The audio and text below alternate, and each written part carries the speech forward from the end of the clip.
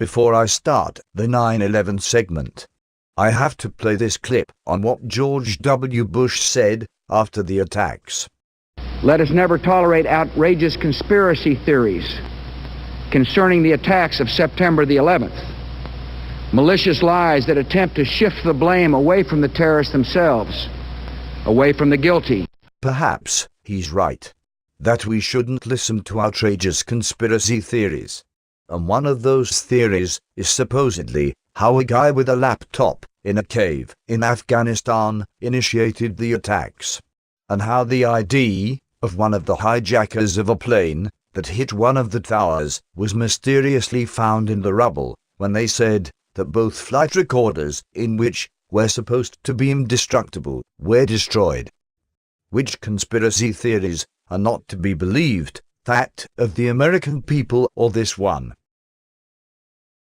On 9/11, footage after footage was played over and over again of a plane slamming into the towers, and of the towers collapsing, had been seared into our minds.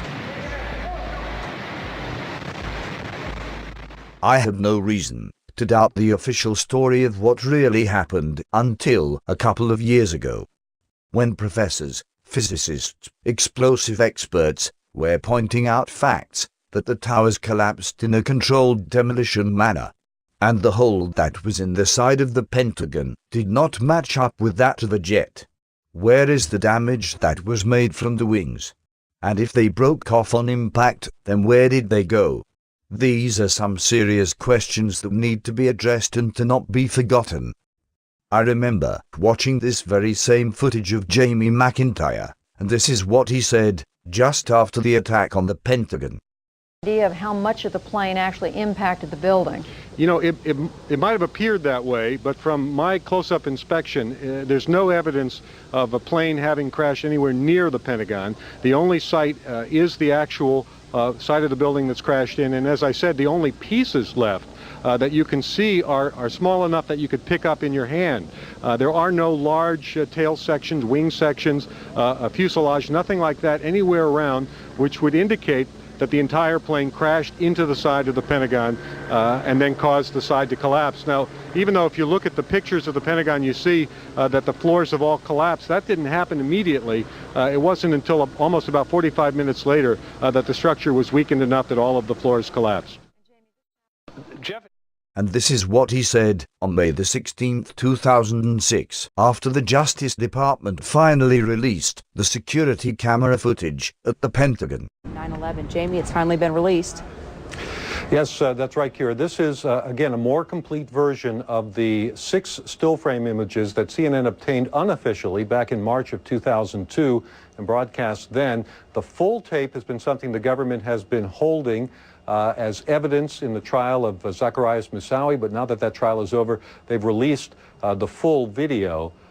And the video, which runs for a minute or so, shows what happens just before the impact and also the plane coming into the building. It's from 2 separate cameras, both at the same location at a Pentagon checkpoint entrance. And it's hard to see as we're playing it here. It's sort of stop action video. Again, very similar to the still frames we saw before.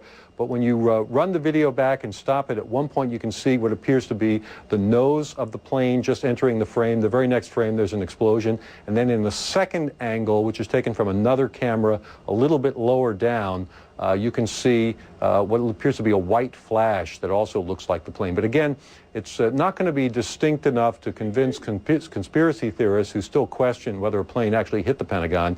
But for anyone with any common sense, and given all the other evidence we have, there's really no doubt that a plane hit the Pentagon. But the fact that the government was holding these videotapes from a security camera and not releasing was simply fueling suspicions around the world.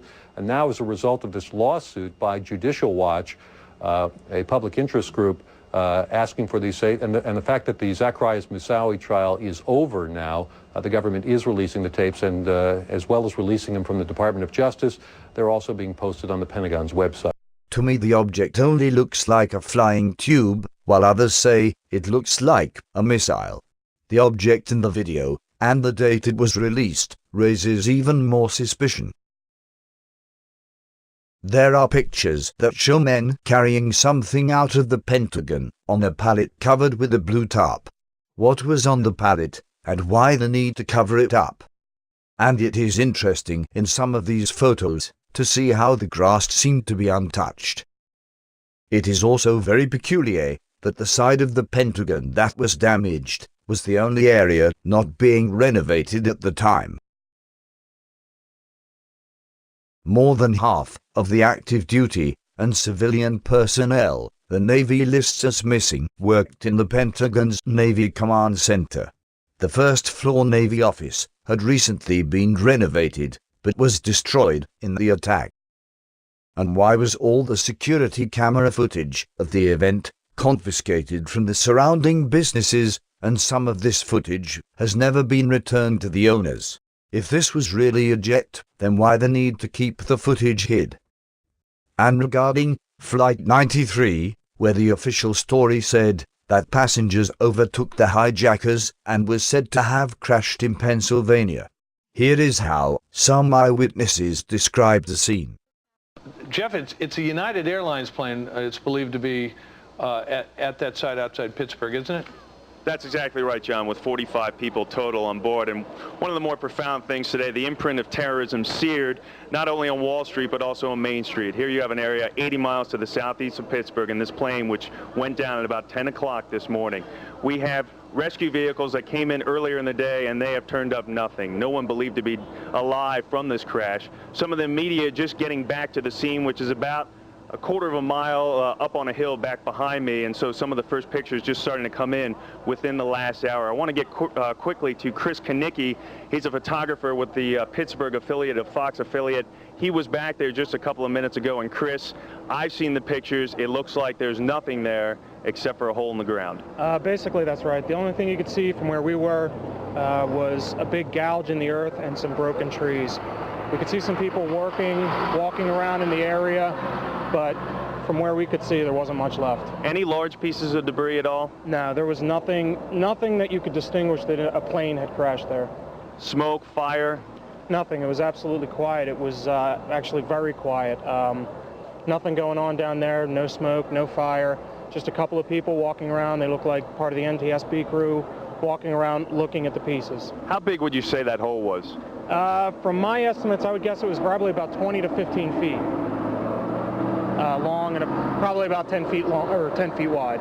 What could you see on the ground, if anything, other than dirt and ash? And you couldn't see anything. You could just see dirt, ash, and people walking around, broken trees. And here is what Donald Rumsfeld said that happened to Flight 93. Have a sense, if we imagine the kind of world we would face